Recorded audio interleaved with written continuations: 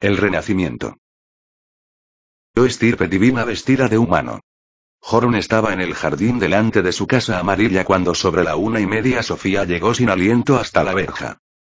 «Has estado fuera más de 9 horas», exclamó Jorun. Sofía negó con la cabeza. «He estado fuera más de 1000 años». «¿Pero dónde has estado?» «Tenía una cita con un monje medieval. Un tipo divertido». «Estás chiflada. Tu madre llamó hace media hora». «¿Qué le dijiste?» «Dije que te habías ido al kiosco». «¿Y qué dijo ella?»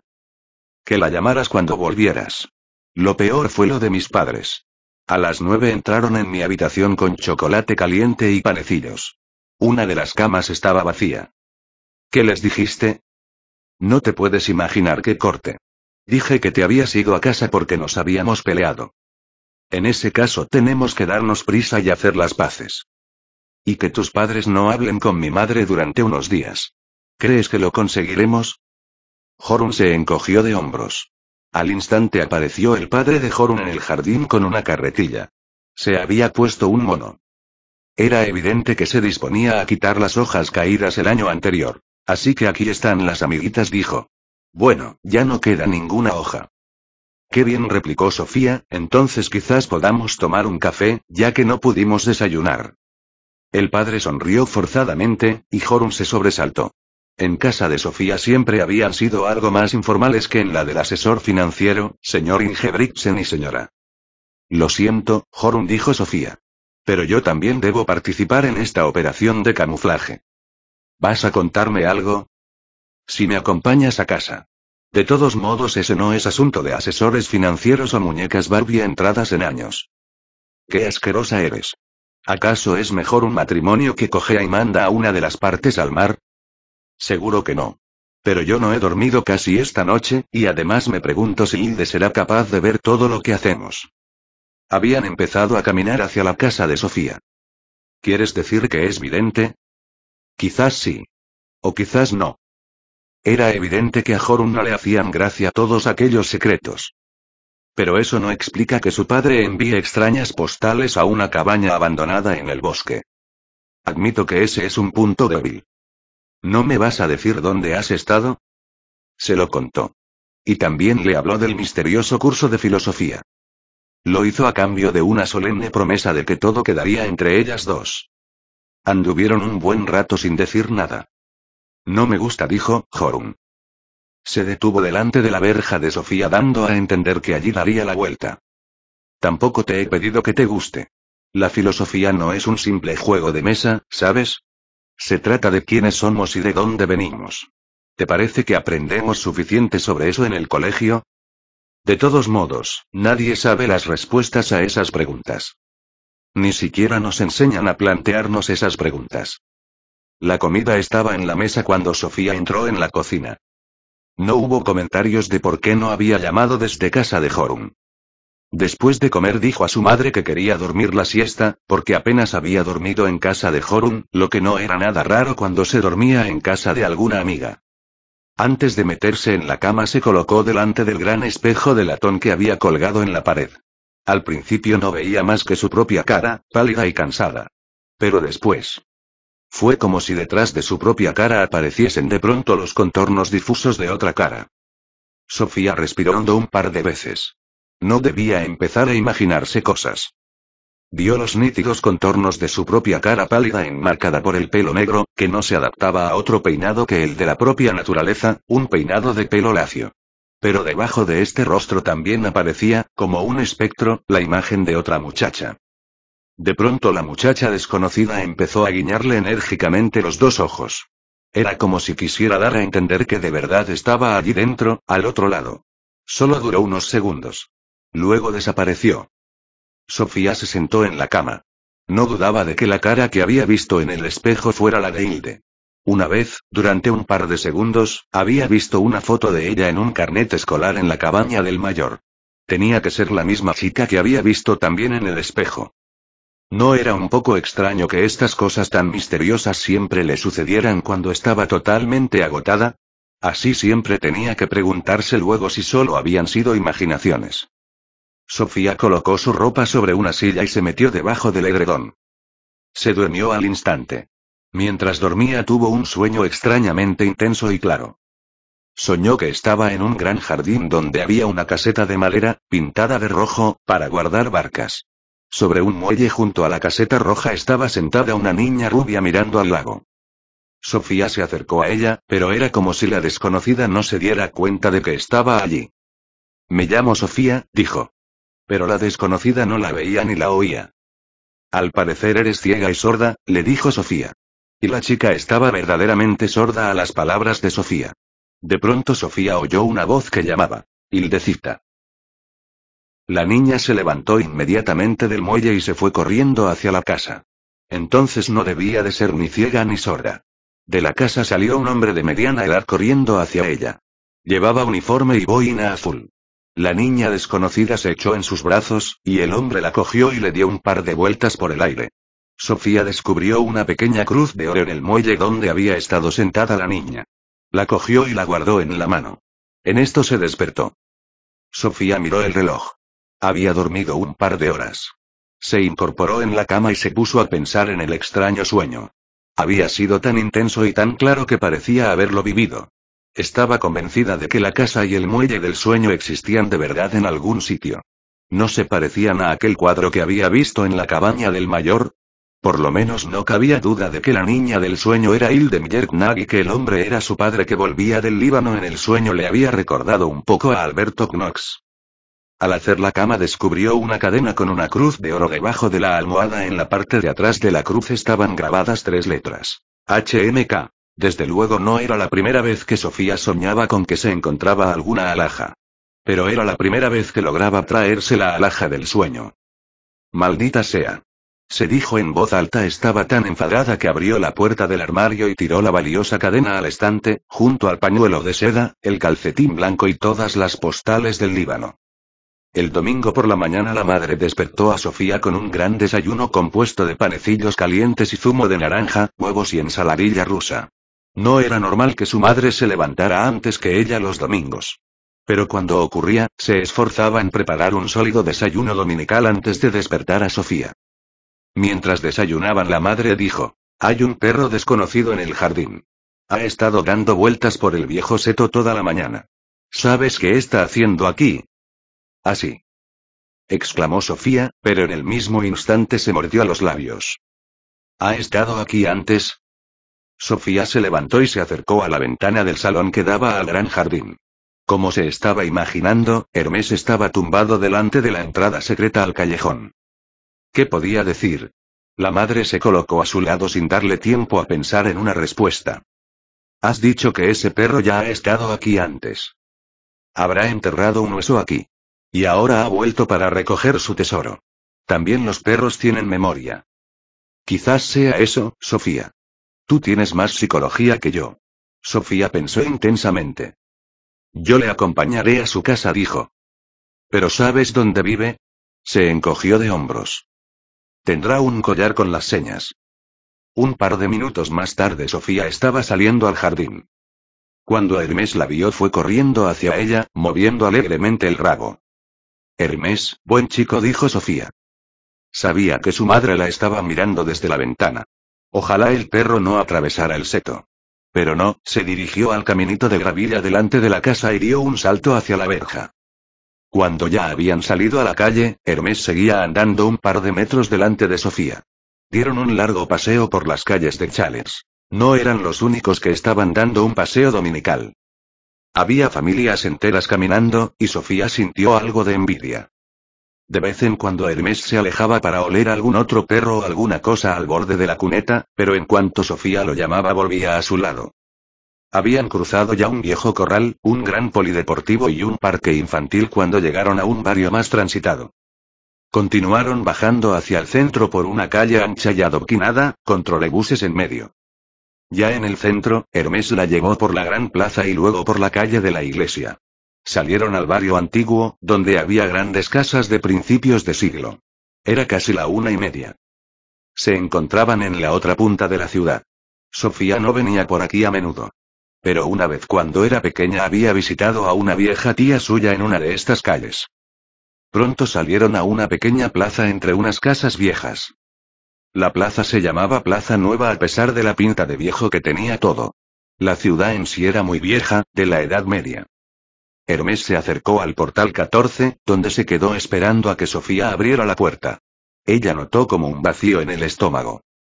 Dentro del portal había un montón de buzones verdes. Sofía descubrió una postal pegada en uno de los buzones de la fila superior. En la postal había un sello con un mensaje del cartero que decía que el destinatario era desconocido. El destinatario era Hildemeyer Knack, Plaza Nueva 14. Estaba sellada el 15 de junio. Faltaban aún 2 semanas, un detalle en el que aparentemente, el cartero no se había fijado. Sofía despegó la postal y leyó. Querida Hilde, Sofía está llegando a casa del profesor de filosofía. Pronto cumplirá 15 años, pero tú ya los cumpliste ayer o es hoy, Hildecita. Si es hoy al menos será muy entrado el día. Pero nuestros relojes no andan siempre completamente igual. Una generación envejece mientras que otra crece. Mientras tanto la historia sigue su curso. ¿Has pensado en que la historia de Europa puede compararse con la vida de una persona? En ese caso la antigüedad es la infancia de Europa. Luego viene la larga Edad Media que es la jornada escolar de Europa. Pero luego llega el Renacimiento. Ha acabado la larga jornada de colegio y la joven Europa está impaciente por lanzarse a la vida.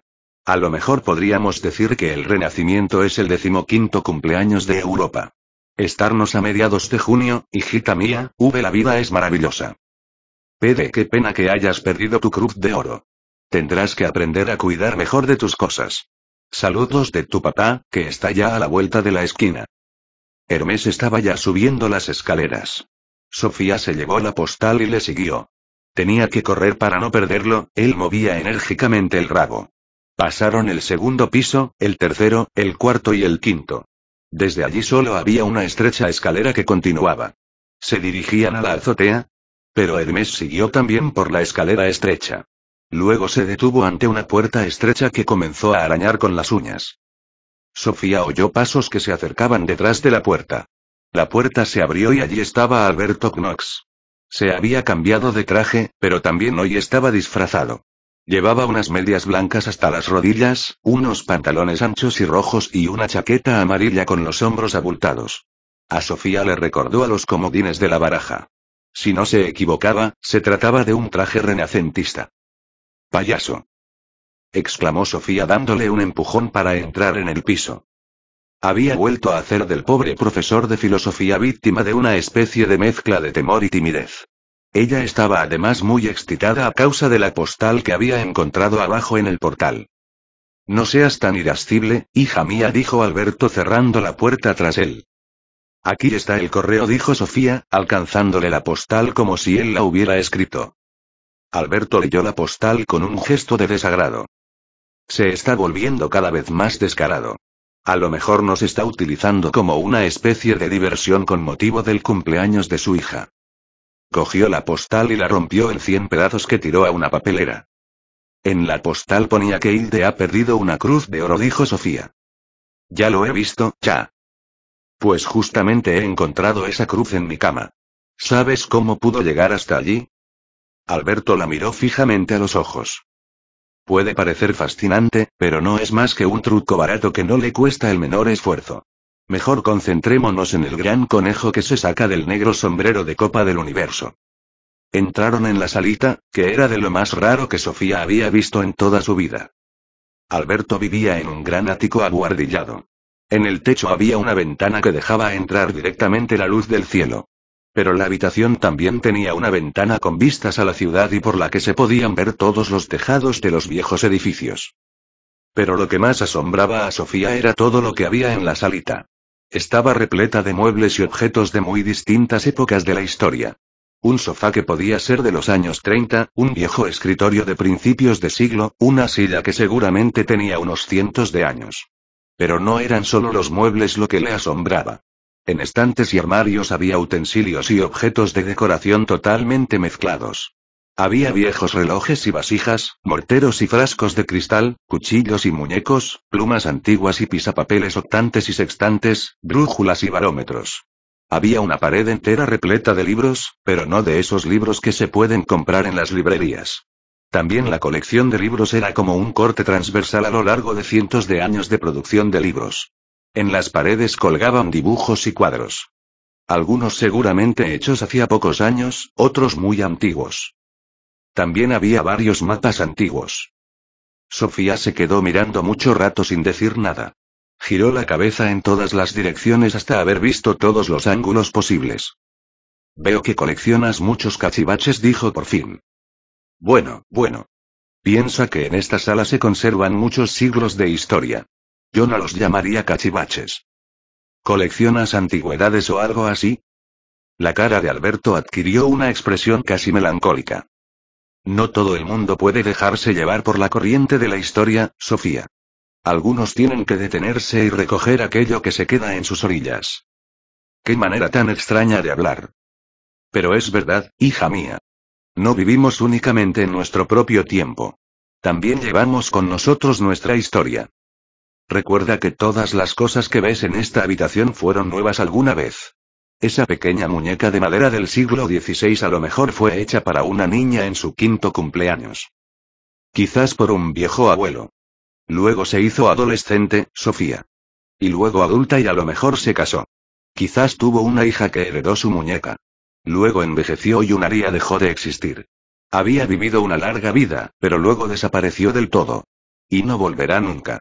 En realidad solo estuvo aquí en una breve visita. Pero su muñeca está aquí sobre el estante. Todo se vuelve tan triste y solemne cuando lo expresas así. Pero la vida misma es triste y solemne. Entramos en un mundo maravilloso, nos conocemos, nos saludamos, y caminamos juntos un ratito. Luego nos perdemos y desaparecemos tan de repente y tan sin razón como llegamos. ¿Puedo preguntar algo? Ya no estamos jugando al escondite. ¿Por qué te mudaste a la cabaña del mayor? Para no vivir tan lejos el uno del otro cuando solo nos comunicábamos por carta. Sabía que aquella cabaña estaba vacía. ¿Y simplemente te metiste? Simplemente me metí. Entonces a lo mejor también me puedes explicar cómo lo supo el padre de Hilde. Si no me equivoco es un señor que lo sabe casi todo. De todos modos, no entiendo cómo se consigue que un cartero entregue el correo en medio de un bosque. Alberto sonrió astutamente. Incluso eso debe de ser una menudencia para el padre de Hilde. Trucos baratos, engaños vulgares. A lo mejor vivimos bajo la vigilancia más rígida del mundo. Sofía se estaba enfadando. Si algún día me encuentro con él, le sacaré los ojos. Alberto se acercó al sofá y se sentó. Sofía le siguió y se dejó caer en un gran sillón. Solo la filosofía puede acercarnos al padre de Hilde, dijo Alberto. Hoy te hablaré del Renacimiento. De acuerdo. Pocos años después de la muerte de Santo Tomás de Aquino, la cultura unitaria cristiana empezó a agrietarse. La filosofía y la ciencia se iban desprendiendo cada vez más de la teología de la Iglesia, lo cual, por otra parte, contribuyó a que la fe tuviera una relación más libre con la razón. Cada vez había más voces que decían que no nos podemos acercar a Dios por medio de la razón, porque Dios es de todos modos inconcebible para el pensamiento. Lo más importante para el hombre no era comprender el misterio cristiano, sino someterse a la voluntad de Dios. Entiendo. El hecho de que la fe y la ciencia tuvieran una relación más libre entre ellas dio paso a un nuevo método científico y también a un nuevo fervor religioso. De esa manera se establecieron las bases para dos importantes cambios en los siglos XV y XVI, me refiero al Renacimiento y a la Reforma. No hablaremos de los dos cambios a la vez, ¿no? Por Renacimiento entendemos un extenso florecimiento cultural desde finales del siglo XIV. Comenzó en el norte de Italia, pero se extendió rápidamente hacia el resto de Europa durante los siglos XV y XVI. Renacimiento significa nacer de nuevo, ¿no? Sí, y lo que volvió a nacer fue el arte y la cultura de la antigüedad. También solemos hablar del humanismo renacentista, porque se volvió a colocar al hombre en el centro tras esa larga Edad Media que todo lo había visto con una perspectiva divina. Ahora la consigna era ir a los orígenes, lo que significaba ante todo volver al humanismo de la antigüedad. El excavar viejas esculturas y escritos de la antigüedad se convirtió en una especie de deporte popular. Así que se puso de moda aprender griego, lo que facilitó un nuevo estudio de la cultura griega. Estudiar el humanismo griego tenía también un objetivo pedagógico, porque el estudio de materias humanistas proporcionaba una educación clásica y desarrollaba lo que podríamos llamar cualidades humanas. Los caballos nacen, se decía, pero las personas no nacen, se hacen, ¿tenemos que educarnos para llegar a ser personas? Sí, esa era la idea.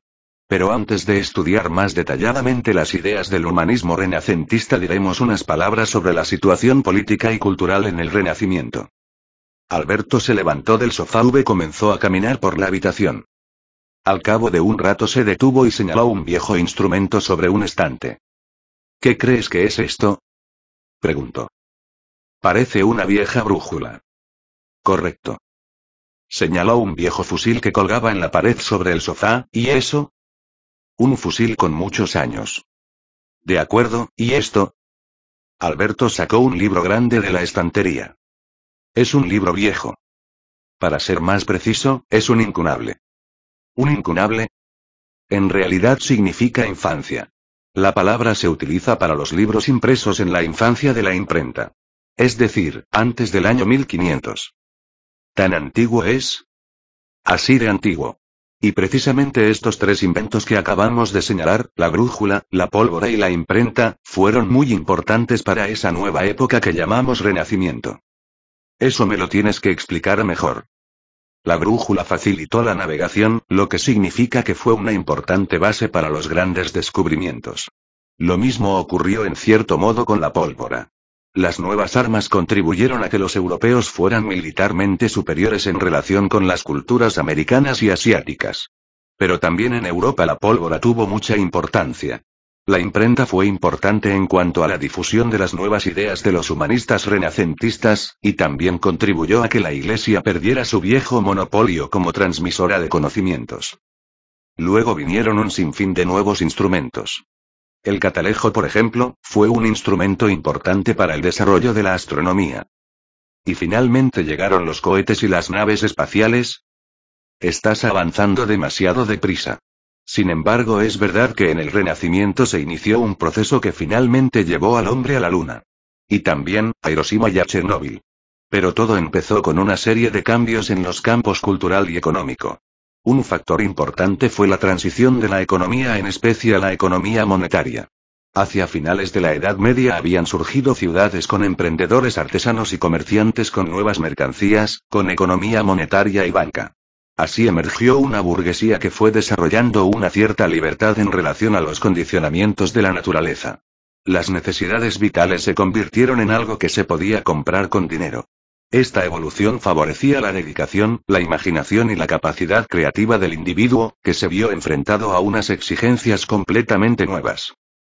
Esto recuerda un poco a la forma en que surgieron las ciudades griegas 2000 años antes. Quizás sí. Te expliqué cómo la filosofía griega se desprendió de una visión mítica del mundo que iba asociada a la cultura campesina. De esa manera los burgueses del Renacimiento comenzaron a emanciparse de los señores feudales y del poder de la Iglesia. Esto ocurrió al mismo tiempo que se redescubría la cultura griega debido a unas relaciones más estrechas con los árabes en España y con la cultura bizantina en el este. Los tres ríos de la antigüedad confluyeron en un gran río. Eres una alumna muy atenta. Esto bastará como introducción al Renacimiento. Te hablaré de las nuevas ideas. Empieza cuando quieras, pero tengo que ir a casa a comer. Alberto se volvió a sentar por fin en el sofá. Miró a Sofía a los ojos. Ante todo, el Renacimiento dio lugar a una nueva ilusión del hombre. Los humanistas renacentistas tuvieron una nueva fe en el ser humano y en el valor del ser humano, algo que contrastaba fuertemente con el énfasis que había puesto siempre la Edad Media en la naturaleza pecaminosa del hombre. Ahora se consideraba al ser humano como algo grande y valioso. Una de las figuras principales del Renacimiento se llamó Ficino. Él exclamó: «Conócete a ti misma, oh estirpe divina vestida de humano». Y otro, Pico Della Mirandola, escribió un diálogo de la divinidad del hombre, algo que hubiera sido completamente impensable en la Edad Media, durante la cual únicamente se utilizaba a Dios como punto de partida. Los humanistas del Renacimiento pusieron al propio ser humano como punto de partida. Pero eso también lo hicieron los filósofos griegos. Precisamente por eso hablamos de un renacimiento del humanismo de la antigüedad. No obstante, el Renacimiento se caracterizaba aún más por el individualismo de lo que se habían caracterizado las sociedades de la antigüedad. No solo somos personas, también somos individuos únicos. Esta idea podía conducir a un culto al genio. El ideal llegó a ser lo que llamamos un hombre renacentista, expresión con la que se designa a una persona que participa en todos los campos de la vida, del arte y de la ciencia. Esta nueva visión del hombre también se manifestaba en un interés por la anatomía del cuerpo humano. Se volvió a disecar a muertos, como se había hecho en la antigüedad, con el fin de averiguar la composición del cuerpo. Esto resultó ser muy importante tanto para la medicina como para el arte. En el arte volvió a aparecer el desnudo. Tras 1000 años de pudor los hombres se atrevieron a ser ellos mismos. Ya no tenían que avergonzarse. Suena como una especie de borrachera, dijo Sofía inclinándose sobre una pequeña mesa que había entre ella y el profesor de filosofía. Sin duda. La nueva visión del hombre trajo consigo un nuevo ambiente vital. El ser humano no existía solamente para Dios. Dios había creado al hombre también para los propios hombres. De esta manera los hombres podían alegrarse de la vida aquí y ahora. Y en cuanto se permitió al ser humano desarrollarse libremente, éste tuvo posibilidades ilimitadas. La meta fue sobrepasar todos los límites. También esta era una nueva idea en relación con el humanismo de la antigüedad, que había señalado que el ser humano debería conservar la serenidad, la moderación y el control. ¿Perdieron los humanistas del Renacimiento el control? Desde luego no fueron muy moderados. Tenían una especie de sensación de que el mundo despertaba de nuevo, así surgió una pronunciada conciencia de época. Fue en ese período en el que se introdujo el nombre Edad Media para denominar todos aquellos siglos entre la antigüedad y su propia época. Hubo un florecimiento impresionante en todos los campos, tales como el arte y la arquitectura, la literatura, la música, la filosofía y la ciencia. Mencionaré un ejemplo concreto. Hemos hablado ya de la Roma de la antigüedad, que tuvo los enorgullecedores apodos de ciudad de las ciudades y ombligo del mundo. Durante la Edad Media la ciudad decayó, y en 1417 esa ciudad, que había tenido en la antigüedad más de 1 millón de habitantes, ya solo contaba con 17,000. No muchos más de los que tiene Lillesand. Para los humanistas del Renacimiento, la reconstrucción de Roma se convirtió en un objetivo político y cultural. La obra más importante que se emprendió fue la edificación de la iglesia de San Pedro sobre la tumba del apóstol San Pedro. En lo que se refiere a esta iglesia difícilmente se puede hablar de moderación o control. Algunos de los principales personajes del Renacimiento participaron de alguna manera en ese enorme proyecto de construcción. Desde 1506 durante 120 años se llevaron a cabo las obras de la iglesia y aún tuvieron que pasar 50 años más hasta que la gran plaza de San Pedro estuvo acabada. Tiene que ser una iglesia enorme.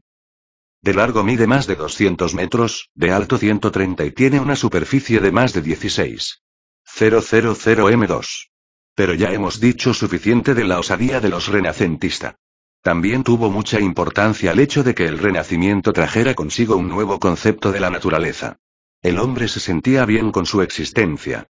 Dejó de considerar la vida en la tierra como una mera preparación para la vida en el cielo. Y esto creó una nueva actitud ante el mundo físico. La naturaleza fue considerada como algo positivo, muchos pensaban que Dios estaba presente en la creación. Es infinito, por tanto también debe estar en todas partes. Tal interpretación se llama panteísmo. Los filósofos medievales habían subrayado ese enorme abismo que existe entre Dios y su creación.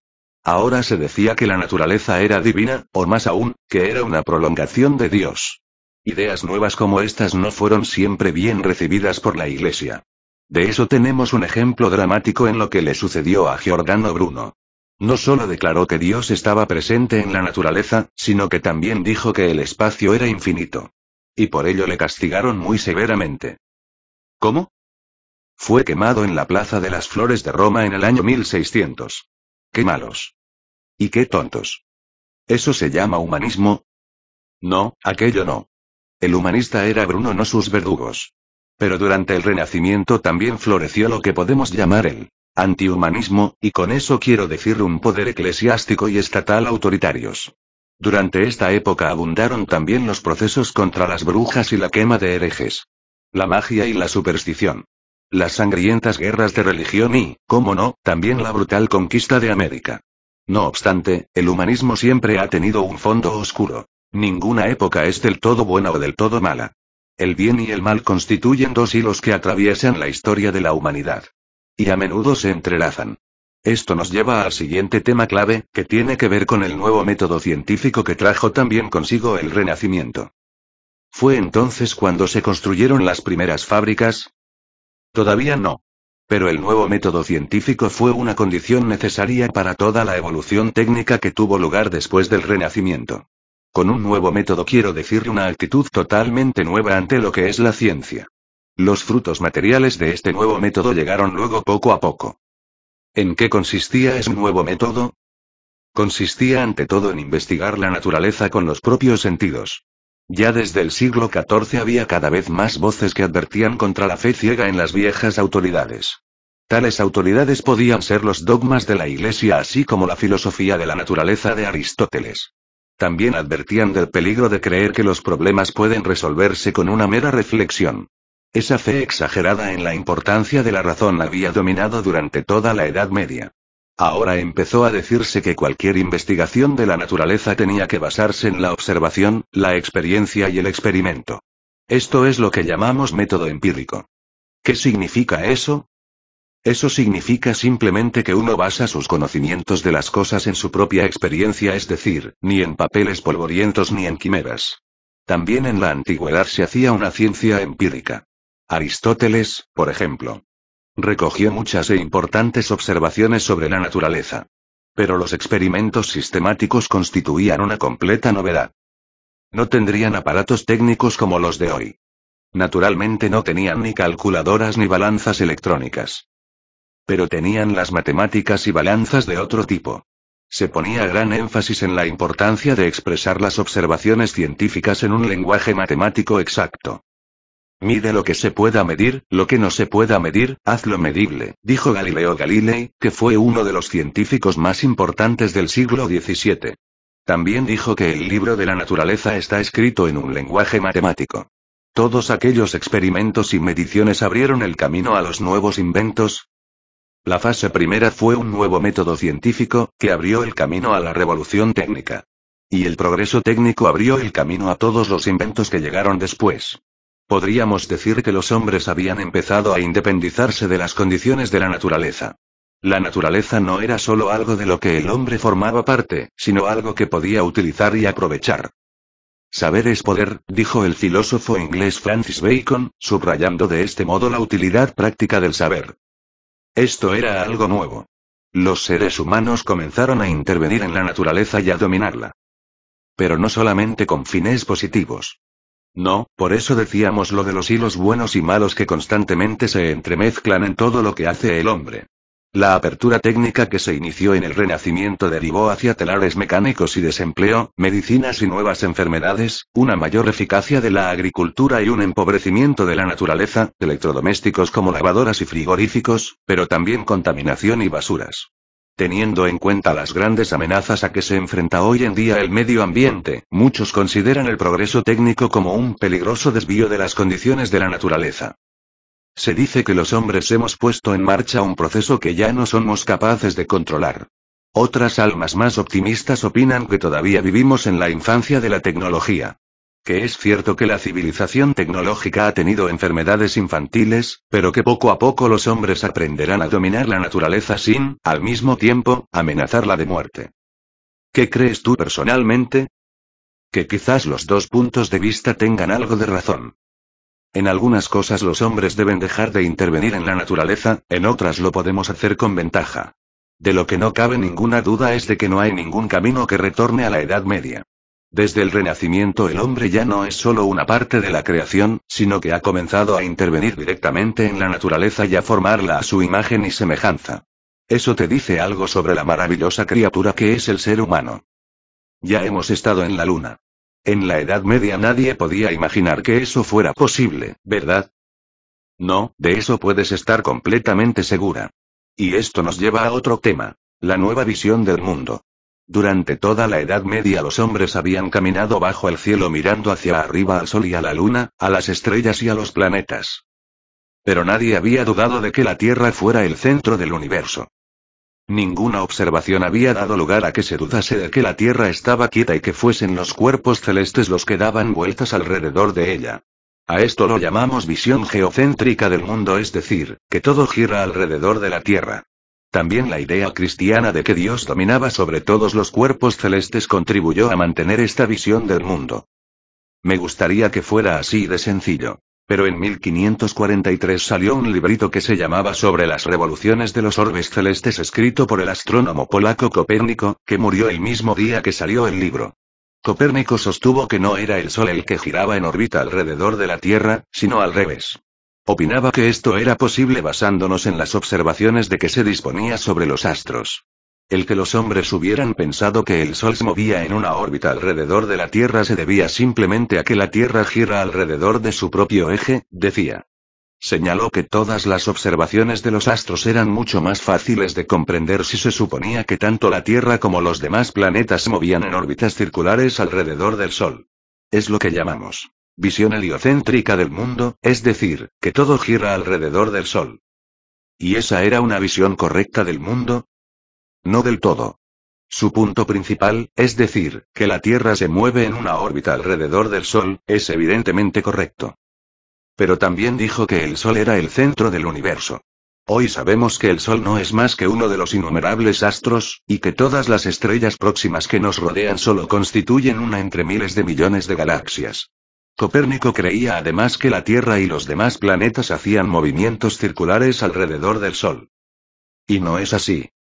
No, para lo de los movimientos circulares no contaba con otra base que aquella vieja idea de que los astros eran completamente redondos y se movían con movimientos circulares simplemente porque eran celestiales. Desde los tiempos de Platón la esfera y el círculo se habían considerado las figuras geométricas más perfectas. No obstante, a principios del siglo XVII el astrónomo alemán Johannes Kepler presentó los resultados de unas extensas observaciones que demostraban que los planetas recorren órbitas elípticas u ovaladas, con el Sol en uno de los focos. También dijo que la velocidad de los planetas es mayor cuando están más cerca del Sol, y que un planeta se mueve más lentamente cuanto más lejos del Sol se encuentra su órbita. Kepler fue el primero en opinar que la Tierra es un planeta en igualdad con los demás planetas. Subrayó además que regían las mismas leyes físicas en todo el universo. ¿Cómo podía estar seguro de eso? Podía estar seguro porque había estudiado los movimientos de los planetas con sus propios sentidos en lugar de fiarse ciegamente de las tradiciones de la antigüedad. Casi al mismo tiempo que Kepler, vivió el famoso científico italiano Galileo Galilei. También él observaba los astros con telescopio. Estudió los cráteres de la Luna e hizo ver que ésta tenía montañas y valles como la Tierra. Galileo descubrió además que el planeta Júpiter tenía 4 lunas. Esto queda decir que la Tierra no era la única que tenía una luna. No obstante, lo más importante de todo lo que hizo Galileo fue formular la llamada ley de la inercia. ¿Qué dice esa ley? Galileo la formuló así. La velocidad que ha adquirido un cuerpo se mantendrá constante mientras no haya causas exteriores de aceleración o deceleración. Por mí, vale. Pero es una importante observación. Desde la antigüedad, uno de los argumentos más importantes en contra de la idea de que la Tierra se moviera alrededor de su propio eje había sido que, en ese caso, la Tierra tendría que moverse tan rápidamente que una piedra que se echara al aire hacia arriba caería a muchísimos metros del lugar desde el que había sido lanzada. ¿Y por qué no es así? Si estás sentada en un tren y se te cae una manzana, la manzana no cae hacia atrás en el compartimento solo porque el tren se mueva. Cae directamente al suelo y eso se debe a la ley de la inercia. La manzana conserva exactamente la misma velocidad que tenía antes de que tú la soltaras. Creo que lo entiendo. En los tiempos de Galileo no había trenes. Pero si vas empujando una bola por el suelo y la sueltas de repente, entonces la bola seguirá rodando. Porque se conserva la velocidad también después de que sueltes la bola. Pero al final se para, si la habitación es suficientemente larga. Es porque otras fuerzas frenan la velocidad. En primer lugar la forma el suelo, sobre todo si es un suelo áspero de madera no pulida. Pero antes o después la gravedad también parará la bola. Espera, te voy a enseñar una cosa. Alberto Knox se levantó y se fue hasta el viejo escritorio. De uno de los cajones sacó algo que colocó sobre la mesa del salón. Era un tablero de madera de unos milímetros de espesor por un extremo y muy fino por el otro. Junto al tablero de madera, que cubría casi toda la mesa, colocó una caneca verde. Esto se llama un plano inclinado, dijo. ¿Qué crees que va a suceder si suelto la caneca desde aquí arriba donde el plano es más grueso? Sofía suspiró resignada. Apuesto 10 coronas a que rodará hasta la mesa y al final hasta el suelo. Vamos a ver. Alberto soltó la caneca, que hizo exactamente lo que Sofía había dicho. Rodó hasta la mesa y desde allí cayó al suelo con un pequeño estallido para, finalmente, ir a dar contra la pared de la entrada. Impresionante, dijo Sofía. ¿Verdad que sí? Galileo se dedicaba precisamente a hacer este tipo de experimentos. ¿De verdad era tan tonto? Tranquila.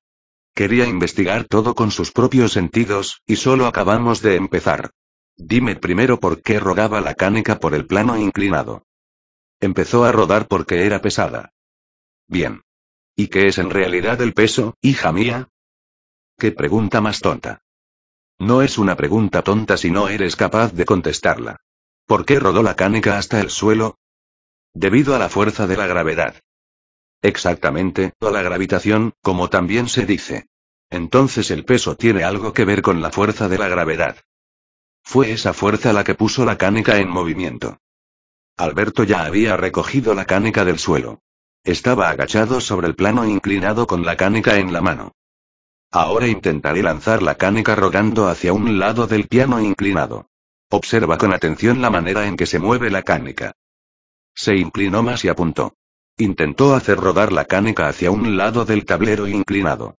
Sofía vio cómo la caneca, poco a poco, iba desviándose hacia la parte de abajo del plano inclinado. ¿Qué ha pasado?, preguntó Alberto. Se desvía porque el plano es inclinado. Ahora pintaré la caneca con un rotulador. Así veremos exactamente lo que quieres decir con desviarse. Sacó un rotulador y coloreó toda la caneca de negro. La hizo rodar de nuevo. Ahora Sofía pudo ver exactamente por dónde había rodado la caneca en el plano inclinado, porque había ido dejando una línea negra sobre el plano. ¿Cómo descubrirías el movimiento de la caneca?, preguntó Alberto. Es curvo. Parece parte de un círculo. Ahora lo has dicho. Alberto la miró y frunció el ceño. Aunque no es del todo un círculo. Esa figura se llama parábola. Si tú lo dices. ¿Pero por qué se mueve la caneca exactamente a esa manera?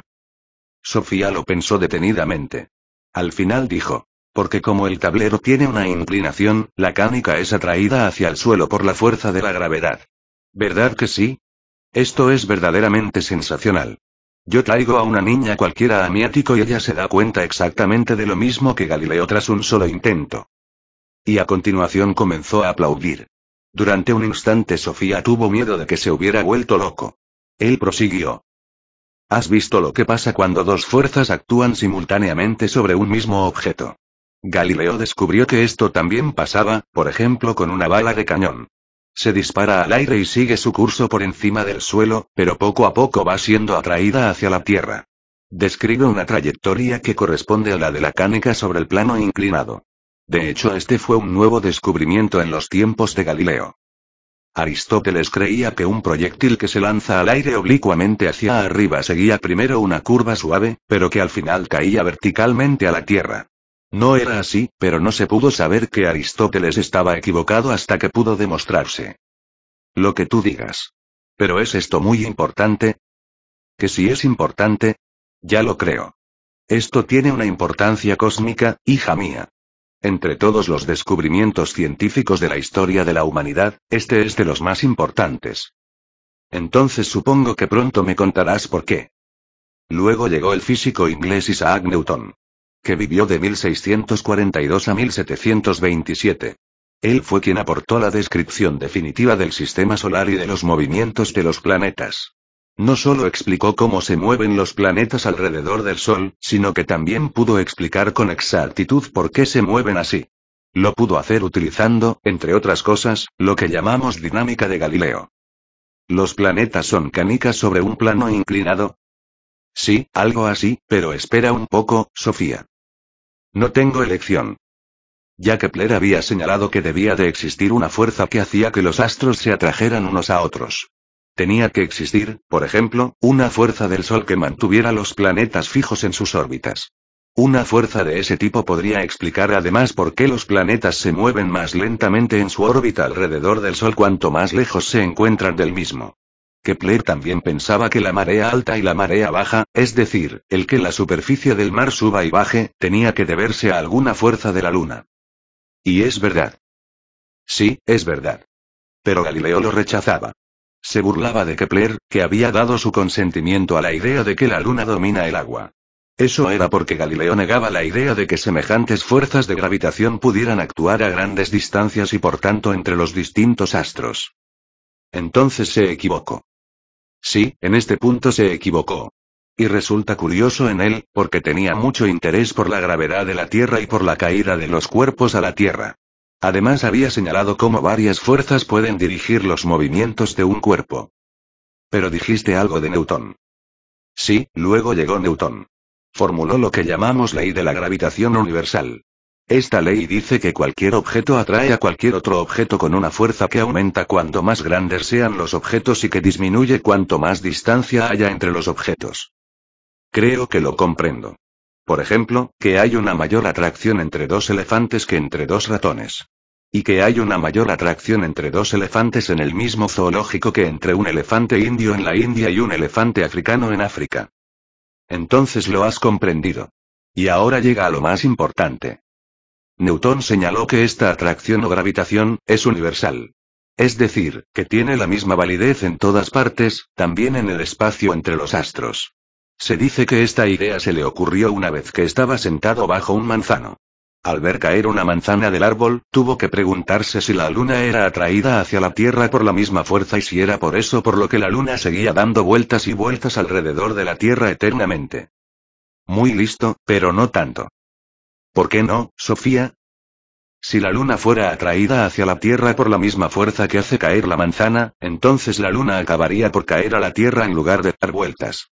Nos estamos acercando a las leyes de Newton referentes a los movimientos de los planetas. En cuanto a cómo la gravedad de la Tierra atrae a la Luna, tienes razón en un 50%, pero te equivocas en otro 50%. ¿Por qué no cae la Luna a la Tierra, Sofía? Porque la verdad es que la gravitación de la Tierra realmente atrae a la Luna con una inmensa fuerza. Basta con pensar en las enormes fuerzas que se necesitan para levantar el mar 1 metro o 2 en marea alta. No, eso no lo entiendo. Piensa entonces en el plano inclinado de Galileo. ¿Qué pasó cuando hice rodar la cánica por el plano inclinado? ¿Actúan entonces sobre la Luna dos fuerzas distintas? Exacto. Una vez, cuando surgió el sistema solar, la Luna fue arrojada lejos de la Tierra con una fuerza enorme.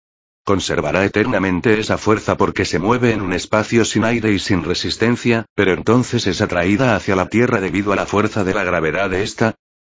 Exactamente. Las dos fuerzas son constantes, y las dos actúan al mismo tiempo. Por eso la Luna seguirá en su órbita alrededor de la Tierra. ¿Tan sencillo es? Tan sencillo es, y era precisamente esa sencillez la que quería destacar Newton. Señaló que algunas leyes físicas tienen validez en todo el universo. En cuanto a los movimientos de los planetas, solo había utilizado dos leyes ya señaladas por Galileo. Una era la ley de la inercia, que en palabras de Newton dice así. Todo cuerpo sigue en su estado de reposo o de movimiento rectilíneo uniforme mientras no sea obligado a dejar ese estado por la acción de fuerzas exteriores. La otra ley la había demostrado Galilei con canicas sobre un plano inclinado. Cuando dos fuerzas actúan al mismo tiempo sobre un cuerpo, los cuerpos moverán en una órbita elíptica. Y con esto Newton pudo explicar por qué todos los planetas giran en órbita alrededor del Sol. Exactamente. Todos los planetas se mueven en órbitas elípticas alrededor del Sol como resultado de dos movimientos diferentes. El primero es el movimiento rectilíneo que adquirieron al formarse el sistema solar. Y el segundo es un movimiento en dirección al Sol como consecuencia de la gravitación o fuerza de la gravedad. Muy listo. Ya lo creo.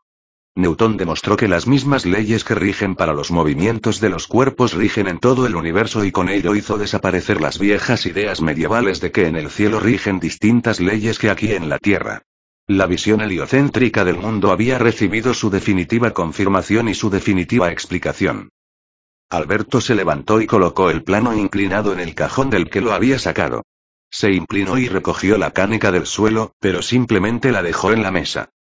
A Sofía le parecía que habían sacado muchísimo provecho de un tablero inclinado y una canica. Se quedó mirando la canica verde, que aún estaba un poco negra debido al rotulador, y no pudo evitar pensar en el planeta. Dijo. ¿Y los seres humanos tuvieron que aceptar que vivían en un planeta cualquiera en el gran espacio? Sí, de alguna manera la nueva visión del mundo fue una dura prueba para muchos. La situación puede compararse con lo que pasó cuando Darwin más adelante demostró que los hombres habían evolucionado de los animales. En ambos casos los seres humanos pierden algo de su situación especial en la creación. En ambos casos la Iglesia opuso una gran resistencia. Eso es comprensible, porque ¿dónde queda Dios en todo esto? Debía de ser un poco más sencillo todo cuando la Tierra era el centro y Dios y todos los cuerpos celestes se encontraban en el piso de arriba. Y sin embargo no fue este el mayor reto. Cuando Newton señaló que las mismas leyes físicas rigen en todo el universo, podría pensarse que al mismo tiempo estaba planteando dudas sobre la omnipotencia de Dios. Pero la fe de Newton no se alteró. Consideró la naturaleza un testimonio del Dios grande y todopoderoso. Peor fue quizás la imagen que la gente tenía de sí misma. ¿Qué quieres decir? Desde el Renacimiento el hombre ha tenido que habituarse a la idea de que vive su vida en un planeta casual en el inmenso espacio. No sé si nos hemos habituado todavía. Pero ya en el Renacimiento alguien señaló que ahora cada individuo tendría un lugar más central que antes. Eso no lo entiendo, antes la Tierra había sido el centro del mundo. Pero cuando los astrónomos declararon que no había ningún centro absoluto en el universo, entonces surgieron tantos centros como individuos. Entiendo. El Renacimiento también dio lugar a una nueva relación con Dios. A medida que la filosofía y la ciencia se iban independizando de la teología, iba surgiendo una nueva devoción cristiana.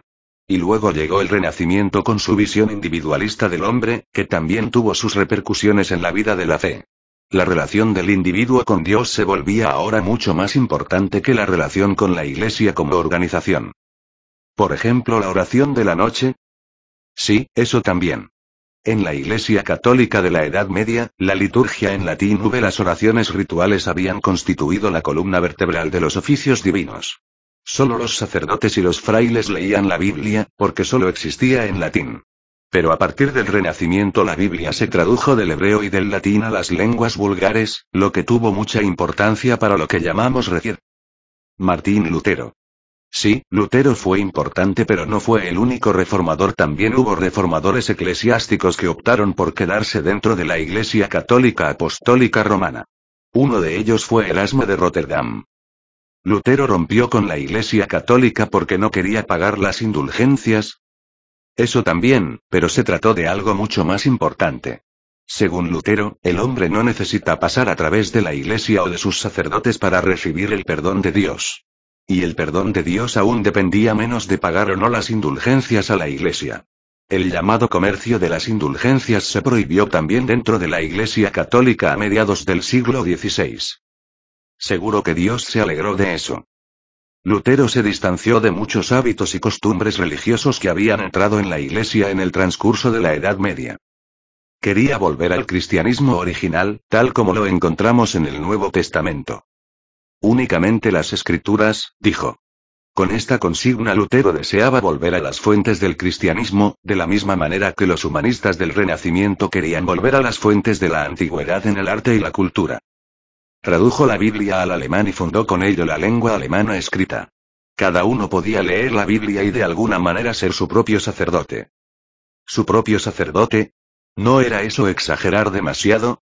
Él pensaba que los sacerdotes no tenían ninguna posición especial respecto a Dios.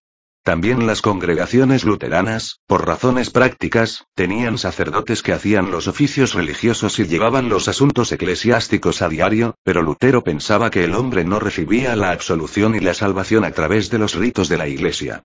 Los hombres reciben la salvación totalmente gratis mediante la fe, decía. Llegó a esta conclusión leyendo la Biblia. ¿Y Lutero se convirtió en un hombre típicamente renacentista? Sí y no. Un rasgo típicamente renacentista en él era el énfasis que ponía en el individuo en la relación personal del individuo con Dios. A los 35 años aprendió griego y comenzó la dificultosa labor de traducir la Biblia al alemán.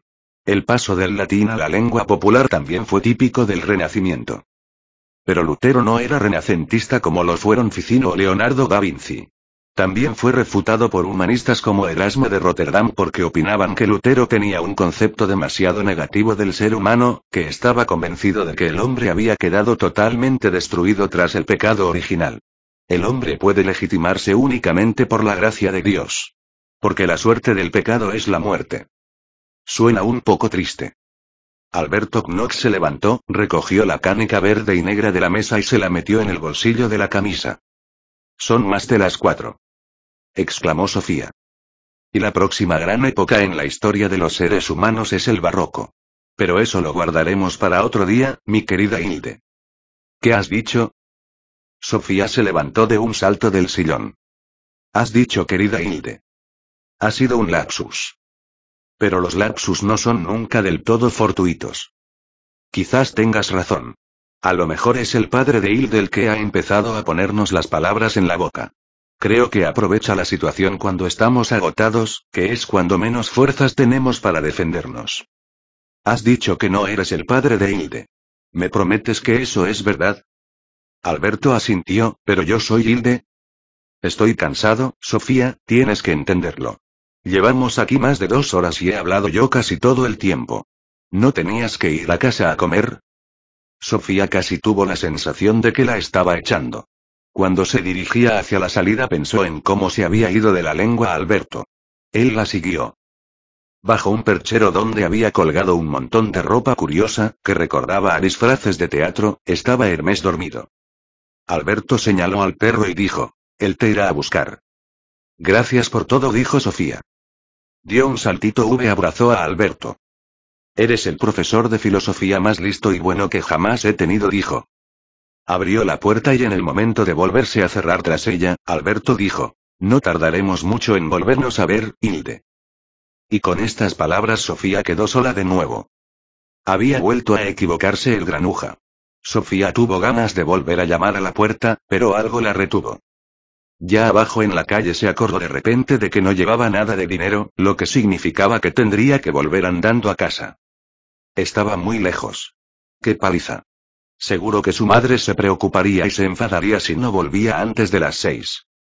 Apenas había dado algunos pasos cuando descubrió una moneda de 10 coronas en el suelo. Un billete de autobús con derecho a un transbordo costaba exactamente 10 coronas.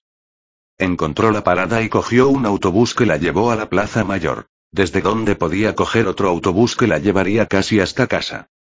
Esperando el autobús en la Plaza Mayor se le ocurrió de repente la suerte que había tenido al encontrar una moneda de 10 coronas precisamente cuando tanto lo necesitaba. ¿No sería el padre de Hilde quien lo había colocado allí? Pues era un experto en colocar objetos diversos en sitios sumamente oportunos. Pero ¿cómo podía haberlo hecho si estaba en el Líbano? ¿Y por qué Alberto se había equivocado de nombre? No una sola vez, sino 2. Sofía sintió un escalofrío por la espalda.